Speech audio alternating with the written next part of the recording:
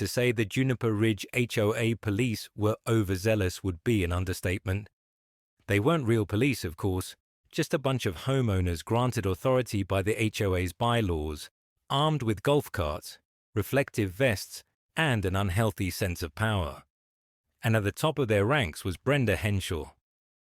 Clipboard in hand and binoculars slung around her neck, she considered herself the guardian of neighborhood order. Brenda's nemesis? A nondescript black truck parked just slightly off-center in a driveway on Elmwood Lane. Brenda had taken note of the offense 3 times that week. The truck, she concluded, violated multiple HOA mandates, including Rule 421B. Vehicles must be parked neatly and not detract from the aesthetic harmony of the neighborhood. What Brenda didn't know was that the black pickup wasn't just any vehicle. It was an undercover FBI surveillance truck, decked out with high-tech gadgets and parked there as part of an ongoing investigation into a neighboring town. Not that the FBI had informed the HOA about this, of course. On Tuesday morning, Brenda snapped a picture of the truck with her phone and filed a Level 2 infraction report by noon. By 3 p.m., the HOA's towing contractor, Carl's Tow and Go, was rolling up. The truck was hitched and speeding down the street before anyone could intervene. Inside the nearby field office of the FBI, Agent Carolyn Hayes was having a surprisingly uneventful day. That was until her phone rang. "Agent Hayes," the voice on the other end said with audible alarm. "We've lost contact with Unit B12. Hayes blinked. "Contact? You mean the truck?" "Yes, the surveillance truck. Someone towed it off the property." By the time Hayes had gathered the facts, the office was in chaos. A government vehicle with sensitive surveillance equipment was now in the possession of a local tow yard, and the towing order, courtesy of a homeowners association. "You've got to be kidding me," Hayes muttered as she grabbed her keys. Meanwhile, at Carl's Tow and Go, the truck had become an immediate headache. It wasn't until Carl himself popped the lock and climbed in to inventory the vehicle that things got concerning. "What the?" Carl murmured as he stared at the dashboard, covered in blinking screens and switches. Boss," shouted one of his mechanics. "There's like a satellite dish thing folded down in the bed." Carl's concern turned to panic when they found a set of badges and gear marked Federal Bureau of Investigation stuffed into a compartment. "Oh no," Carl whispered. Before they could figure out their next move, 2 black SUVs screeched into the tow yard. Out stepped Agent Hayes, flanked by her team, wearing expressions that suggested no amount of donuts or apologies would smooth this over. It didn't take long for the FBI to track down the source of the towing debacle. Within an hour, Brenda found herself face-to-face with Agent Hayes in the Juniper Ridge HOA clubhouse. "Ms. Henshaw, do you want to explain why your HOA authorized the removal of a federally owned vehicle?" Hayes asked, arms crossed. "Well," Brenda started confidently, "it was parked incorrectly. Rule 421. B. Section 3 specifically states that vehicles must not detract from the neighborhood's harmony, and frankly, that truck was an eyesore." Hayes stared at her, momentarily speechless. "An eyesore," she repeated, incredulous. Brenda nodded. "The rules are the rules." The vein in Hayes's temple twitched. When news got out about what had happened, Juniper Ridge exploded into a frenzy. Half the residents were shamelessly eavesdropping through open windows, while others flocked to the clubhouse, armed with lawn chairs and snacks, to witness the fallout firsthand. Carl showed up to hand over the truck, wringing his hands and muttering apologies like his life depended on it. Brenda, meanwhile, doubled down. "If the FBI wanted to park here, they should have filed the proper paperwork with the HOA," she declared. Agent Hayes pinched the bridge of her nose. "Ms. Henshaw, this is not a rental property. That truck was there as part of an active federal investigation." "Well, it wouldn't hurt you to follow the neighborhood rules next time," Brenda sniffed. The situation escalated when the FBI demanded access to all HOA records to ensure no other incidents had compromised their operation. Needless to say, Brenda wasn't thrilled. "This is a blatant overstep of federal authority," she protested. Unfortunately, no one was on her side this time, not even her fellow HOA board members. When the dust finally settled, the FBI truck was safely recovered with its sensitive equipment intact.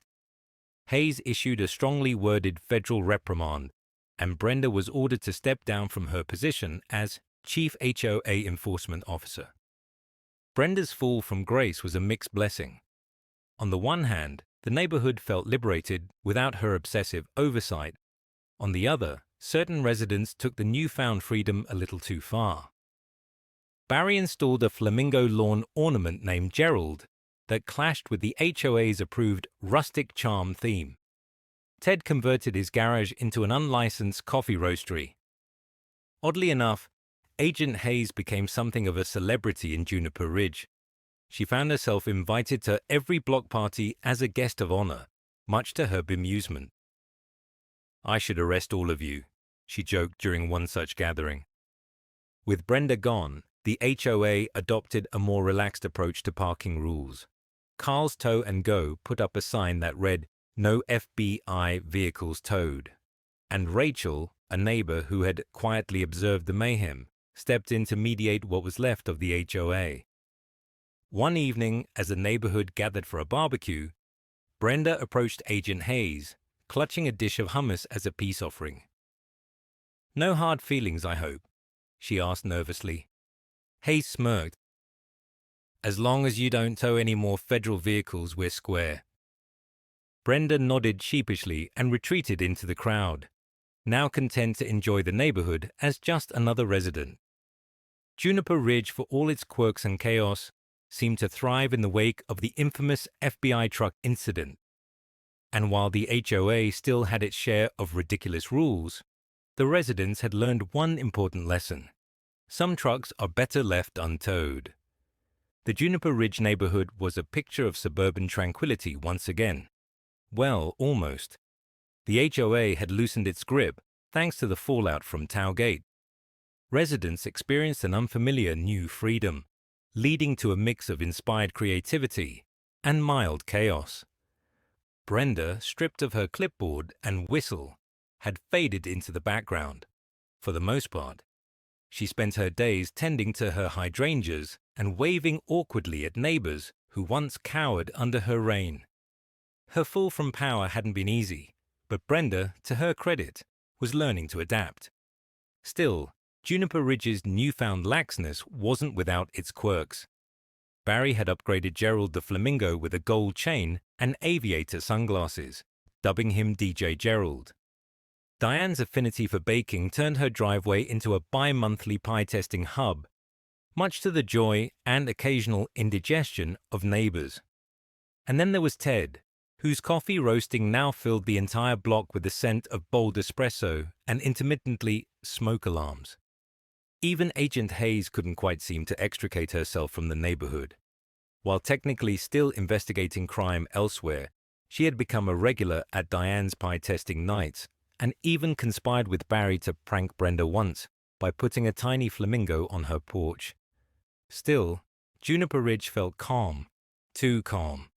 Just when the neighborhood was settling into its quirky rhythm, a moving truck arrived on Maple Avenue. The truck itself was short and electric, with the words "Mini Movers" painted in bold, cheerful letters. Out stepped Tom and Leanne Withers, their energetic poodle Max in tow. Tom was tall, chatty, and oblivious to personal space. "Hi, neighbors," he shouted at no one in particular, his voice bouncing around the cul-de-sac. "We're thrilled to be here. What's the vibe? Chill, laid back, or, strict?" Leanne trailed behind, clutching a stack of poorly packed Tupperware containers. "Please tell me they're chill now," she muttered to Rachel, who had come by to introduce herself.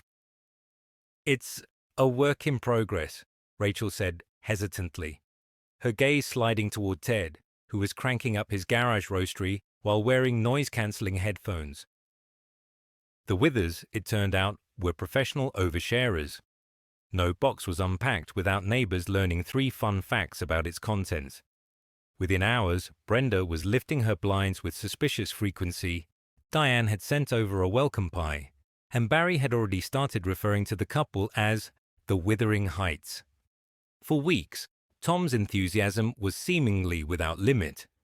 He suggested early morning jogs as a block activity, started handing out laminated itineraries for barbecue nights, and proposed replacing the HOA with something he called the Neighborhood Engagement Team, or the NET for short. Brenda, to everyone's shock, began to emerge as an unlikely ally. While she had sworn off meddling, Tom's incessant pep talks about group potential had awakened something in her. She dusted off her clipboard and, with Rachel's hesitant permission, decided to help Tom steer his ideas in a more practical direction. And that was how the first annual Juniper Ridge Block Olympics was born. Tom and Brenda went all out. The event had a dizzying lineup of 3-legged races, pie-eating contests, blindfolded lawn dart tournaments, and something Brenda dubbed the Hydrangea Showdown, which somehow involved identifying flower varieties while hopping on one foot. Neighbors initially balked at the over-the-top idea, but soon found themselves swept up in the excitement. Barry fashioned a flamingo-themed relay baton. Ted brewed an Olympic-themed espresso blend, and even Agent Hayes volunteered to referee the watermelon seed spitting contest. Max the poodle, donning a tiny gold medal leash, became an unofficial mascot. When the big day arrived, chaos reigned in the best possible way. Diane tied for first in the pie-eating contest, but soon realized she'd eaten her own apple cinnamon masterpiece. Abby smashed the record for fastest kid on a scooter, leaving Rachel choking back tears of pride while filming the victory lap. And Barry shocked everyone by unveiling a backyard zipline he'd strung from his roof, earning him the coveted most ridiculous but somehow safe contribution award. Brenda, for her part, basked in the glory of seeing the Hydrangea Showdown actually succeed. Order and fun can coexist, she declared to Agent Hayes, who smirked but wisely withheld comment. The Block Olympics brought the neighborhood closer in ways no one had expected. Tom and Leanne gained their footing in the community. Brenda found her new niche as a semi-retired organizer with a softer edge, and Rachel learned that sometimes relinquishing control, even to a clipboard-wielding former tyrant, wasn't a bad thing. By the end of the day, as neighbors lingered to clean up, Brenda approached Rachel with an almost sincere smile. "You know," Brenda said, "this neighborhood's not so bad, even without every rule strictly enforced." Rachel raised an eyebrow. "Are you admitting change is good, Brenda?" "Don't push it," Brenda said, adjusting her visor. But she handed Rachel a perfectly laminated event recap sheet with a wink before walking back to her hydrangeas. Max the poodle barked approvingly. DJ Gerald still spun proudly on Barry's lawn, and the faint smell of espresso drifted through the cul-de-sac as the last rays of sunlight bathed Juniper Ridge. Juniper Ridge wasn't flawless. It was cluttered with flamingos, pies, and now a healthy dose of absurdity. But for the people who called it home, it was perfect in its imperfection. The trucks from the FBI had long since moved on, and so had the neighborhood in its own peculiar way. Sometimes it took a little chaos to remind everyone that rules weren't meant to stifle, but to help the community flourish, quirks and all. The Withers hosted their first block movie night the following weekend. They chose a spy thriller in honor of the FBI truck incident. Brenda begrudgingly brought popcorn. And everyone, for once, had a good laugh together. Juniper Ridge had officially entered its golden age of quirkiness. What started as a tangled web of strict HOA rules, FBI truck debacles, and flamingo controversies had turned into an inspiring example of a community finding its stride. Brenda, once the clipboard-wielding embodiment of HOA tyranny, now held a very different title in the neighborhood. She was lovingly referred to as Planner Brenda, a title she had demanded after hearing one too many whispers of former dictator. Her hydrangeas were thriving. Her laminated schedules were now suggestion-based, and she had even taken up crocheting tiny hats for Gerald the flamingo. Rachel basked in the glow of quiet leadership, having transitioned from unofficial mediator to the steady heart of the neighborhood. She was the first person anyone in Juniper Ridge turned to, whether it was asking for help with a bake sale or taming a wayward lawn mower. And then there were Tom and Leanne. The Withers, fresh off the high of organizing a wildly successful craft fair, were slowly beginning to curb their enthusiasm. Tom still waved at everyone within a 3-mile radius, even the delivery drivers, but Leanne had taken to joining Diane's pie baking club for some much-needed quiet time. Max the poodle remained the neighborhood mascot, now with his own Instagram account, managed by Abby. The neighborhood decided to celebrate their newfound camaraderie with one final blowout event, coined the Juniper Jubilee. Held under twinkling fairy lights strung across driveways, it would be the event to capture the spirit of their little community. Barry, in a last-minute stroke of creative genius, built a mobile DJ booth out of Gerald the flamingo and attached speakers to its base. DJ Gerald 2.0 is ready for his premiere set, he announced as neighbors cautiously applauded. Diane, mastering the art of redundant generosity, baked an entire table of pies that ranged from classic cherry to an experimental tomato basil creation, which immediately became Ted's new coffee pairing challenge. Brenda organized a lawn chair committee, complete with a choreographed pavilion seating plan. Much to everyone's surprise, she even cracked a joke at her own expense when Rachel handed her a clipboard. "Don't tempt me," Brenda said with a wink, setting it down. And of course, Agent Hayes made a surprise appearance. Agent Hayes strolled into the Juniper Jubilee, much to the delight of the crowd. She wore jeans and a casual blazer, but her FBI badge peeked out of her pocket, adding an undeniable air of coolness. Max the poodle barked excitedly and bounded toward her, tail wagging like a propeller. "Well, well, if it isn't the neighborhood's federal consultant," Barry declared through DJ Gerald's microphone, earning chuckles from the gathered crowd. Hayes raised her hands in mock surrender. Okay, I admit it," she said, grinning. "I missed you all. This is probably the only assignment I've had where I left with flamingo-themed souvenirs." The neighbors laughed, and Rachel approached with a delighted expression. "Agent Hayes, I didn't think you'd actually come." "Are you kidding? I wasn't going to miss DJ Gerald's grand debut," Hayes said, nodding toward the mechanized flamingo, which bobbed slightly out of sync with Barry's playlist. She leaned closer to Rachel with a smirk. "Also, I'm supposed to stay on alert in case another federal vehicle ends up in Carl's tow yard." Rachel shook her head, laughing. "We've all learned our lesson, but it's nice to have you here." The first person to approach Hayes once the laughter settled was, unsurprisingly, Brenda. She walked over with a shy smile, holding a plate of Diane's signature pecan pie. I wanted to thank you," Brenda said, thrusting the plate forward so quickly it almost tipped, "for not, pressing charges after everything." Hayes took the plate, amused. "Well, I've seen worse in my line of work, but I have to ask." She gestured to the festive scene around them. "How exactly did you go from towing my truck to hosting the Juniper Jubilee?" Brenda cleared her throat, clearly prepared for this moment. "It's about growth," she said, clasping her hands together dramatically.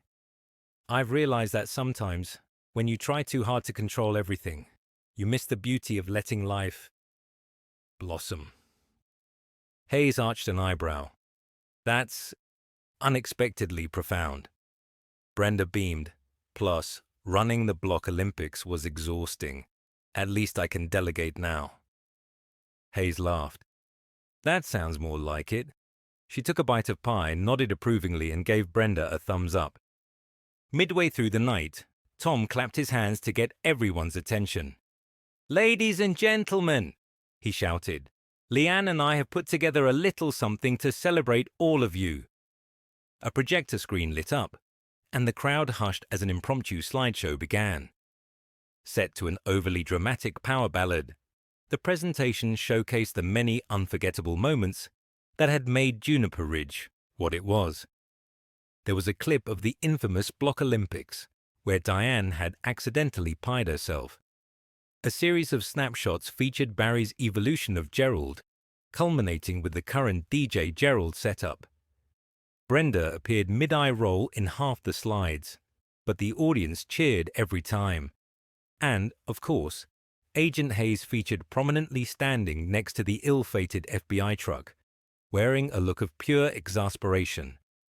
The laughter was loud and genuine, and when the reel ended, the neighbors applauded wildly.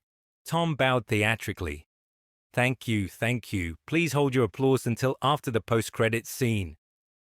As the night wound down, Rachel found Agent Hayes sitting on a folding chair near the edge of the festivities, gazing out at the neighborhood. The soft glow of lights and the distant laughter painted the perfect snapshot of the community. "It's something, huh?" Rachel asked, sitting beside her. Hayes nodded. "You don't see this a lot. Most neighborhoods, when they clash, don't recover like this. But you figured it out. You turned chaos into something kind of amazing." "I think we all just realized how much we actually like each other, quirks and all," Rachel said. Then, with a teasing smile, she added, "Well, most of us." "Brenda's still a work in progress." Hayes chuckled. "Aren't we all?" The two sat in comfortable silence until Rachel stood. "Come on, you got to try some of Ted's espresso before you leave. It'll keep you awake for 3 days."